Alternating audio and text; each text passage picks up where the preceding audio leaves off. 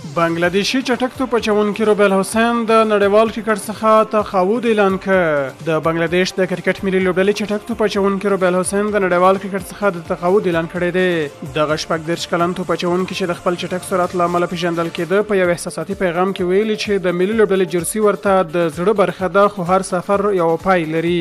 روبل حسین ویلي چې که څه هم د نړیوال کرکټ سفر پای ته رسیدلی، خو غواړي په کورني کرکټ کې خپلې لوبې ته دوام ورکړي او له مینوالو یې د راتلونکي پړاو لپاره د ملاتړ غوښتنه کړې. هغه په خپل نړیوال کرکټ ژوند کې 14 ټیسټ وکټې، 129 ورځنۍ او 28 شلوريزي وکټې، ټولې 193 نړیوالې وکټې ترلاسه کړې دي. روبل حسین وروستۍ نړیواله سیالي په 2023 کال کې د نیوزیلند پر وړاندې ترسره کړې وه او وروستۍ ځلې په کورني کرکټ کې په 2024 کال کې لوبه کړې وه. دغه د کرکټ تقاعد د بنگلادیش د کرکټ لپاره د یوې مهمې دورې پای ګڼل کېږي چې پکې د خپل سرعت او هڅو له لارې ځانګړی نوم خپل کړی و.